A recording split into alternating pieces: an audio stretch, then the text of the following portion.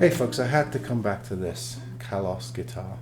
I did a video on this a little while ago. I used to see these all the time on eBay and Amazon, and I've always wondered about them. They've always been cheap. I think the regular acoustics of these used to go for $199, and then the electric acoustics like this one, but $239. I noticed Kalos themselves, not through Amazon, but through their own selling channel, were selling this particular model really cheap on Amazon through Kalos, and I wondered what the deal was on because I mean they were as little as $80 sometimes, or $79 for one of these, and for a solid spruce top guitar with rosewood back and sides and a Fishman, that just seems stupidly cheap. I mean, you just can't get these kind of specs under $100 anymore, especially with rosewood parts. So I bought one and I did a video on it, and in that video I told you, it was a couple of weeks ago, I told you that the guitar just was a real battle to set up, that it came with all kinds of problems. That guitar did, and I managed to wrestle with it and get it to play. They come with a great gig bag too. I mean, the gig bag's worth $30-40. That's half of what you pay for the guitar. So I said in that video I might get another one of these just to see, if I just got a bad one and if the others are better.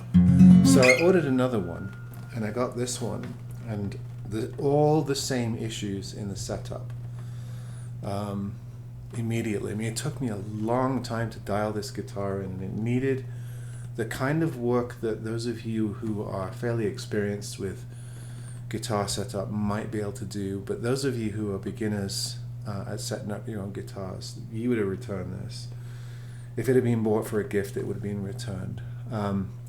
So when I got it, the strings were flat against the fretboard, and the fretboard was slightly backbowed. So the first thing is to put the correct amount of relief, let it sit, let it acclimatize. But then I also had a lot of buzzing. I had to put in an extra tall saddle, which is about as tall as I can get away with, still buzzing, and so I had to, there were two spots, one down here and one a little further up around here or here, where and the body joint fret that were really high, so I had to really grind down those three areas and then re-crown those. Restring it, really oil the fretboard because it was so dry. And I got the same impression from working on this guitar that this has been sitting in a warehouse and drying out without humidity or whatever. It was exactly the same condition as the other one I got. And of course I also mentioned that I went onto the Amazon reviews and read a few of them, and it seems like the 2 or 3 people that have posted a review on this guitar had all the same issues, and it's a shame because I think it's a steal. I mean, it's got the solid spruce top with the clear scratch plate or pick guard, all abalone bound around the rosette, really nice rosewood veneer, nice mahogany neck. It's gloss, but it's nice, and then a laminate rosewood back and sides with the center seam, and then a Fishman SYS preamp in there. I mean, normally a guitar with these specs goes for around $250-300. You might pick one up on the used market for $150 or $180 if you're very lucky, and even that's becoming rare. So it's just a shame that it appears like all of the guitars that they're selling, I don't know how many more they have, I bought 2 of them now, seem to have all the same problems, have issues, and perhaps they're selling them so cheap because they're just getting so many returns, or maybe these guitars are all returns. That could be the case, but I can't see more than 1 or 2 out of 10 buying these and keeping them. I mean, the condition is so horrific. That's not to mention all the fretwork I had to do on the ends, because obviously the guitar was dried out and the fret ends were really protruding. So it appears that the blowout Kalos guitars that are being sold through Kalos themselves are sort of some sort of warehouse overstock situation, and they all have problems. It's not buzzing anymore, but boy did I have to wrestle with this, and it was exactly the same issue as the other one that I got. It's got a really tall saddle on here now, and it can't go any higher than that. I don't know if you can see that saddle there. I mean, it plays great, and it'll make a nice guitar for someone, but I would think that most people that buy these, they're just not playable, and they need a ton of work. And I feel kind of fortunate that I was able to salvage both of these guitars. It was touch and go. I mean, it's right at that edge of setup possibility. If it were any more warped than it is, it's got a slight hump here, as did the other one, which causes a lot of the fretboard issues. If it was any more pronounced, I wouldn't have been able to set this guitar, not without heat treating the neck, or completely planing, maybe doing a complete fret job on the guitar to sort of compensate for the kinked areas in the neck. It's just not worth it, obviously, at a guitar this price for what you can sell it for. So it was an experiment to check these out. It was almost too good to be true, to have a solid spruce top guitar with a rosewood back and sides and a Fishman under $100 with a $40 case. I mean, it just seems absurdly cheap, but it's confirmed to me now that I've had two of them that this is why they're available at this price. I imagine that most of them just get returned, and they just keep blowing them out, hoping that somebody like me will buy them and keep them. So yeah, it's a pretty guitar. It's just a shame that they have so many problems. A little bit more than is comfortable, put it that way. And I would say to you guys that are really experienced, who have a lot of know-how, you might be able to pick up one of these guitars for $80 and be able to do it.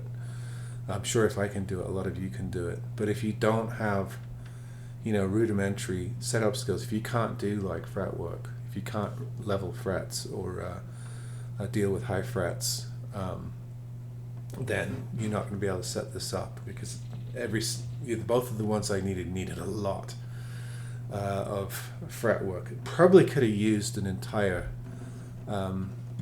fret job, not refretting, sorry, but an entire fret level on both of them. I spot fretted it. I found the high frets and took them down, and after a lot of tweaking, I got it to work with a particularly high saddle in both cases. And remember, there's a piezo underneath that saddle, so you have to take the piezo out as well. If you're going to shim the existing saddle, if you got to do that under the piezo, otherwise you'll lose contact quality for the pickup.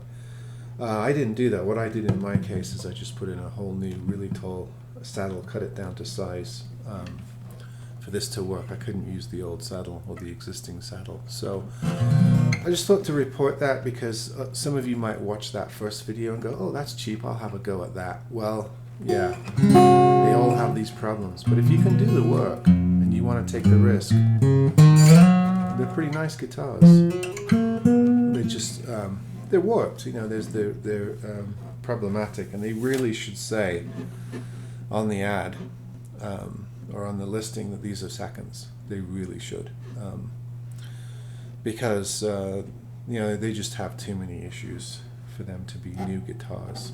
So they should be sold as blems or seconds or fixer-uppers, stuff like that. Yeah, it's a shame these are pretty. I wonder if there is a source of these somewhere, the ones you buy for $199 or $239. I wonder if those are all really good, and that the bad ones go to this warehouse where they blow them out for the low price. I hope that's the case. I hope the ones being sold for $199 or $239 aren't like this one, because that would be pretty horrific. Once you get into the $199, $299 price, you're up against Yamaha 7 and 800 series acoustics. So they've got to be playable, even though they're still cheap. You've got to be able to set them up, and they've got to be able to play. And in the case of this, there's no way you can command that sort of money in the condition that this arrived in. Yeah, so I just thought to follow up. I thought it would be responsible of me to follow up and let you know my experience in case anybody wants to try one of these. If you have serious skills, mad skills, you can do it. You can do it. You might get one you can't quite remedy, so be prepared to return it if you have to. Of course, make the determination that you need to return it before you cut into the guitar, because once you like level frets and do stuff like that, you can't really return it as new anymore. So what I do is do all the measurements, do rudimentary stuff to see if it's going to work before I take any tools to the guitar. That way, if I need to return it, I haven't cut into it and altered the guitar. That's just the honest way to do it for me. All right, folks. Kalos. 2 experiences, same experience both times. Hell of a lot of work. Only go with these if you are a setup guru. All right. See you on the next one.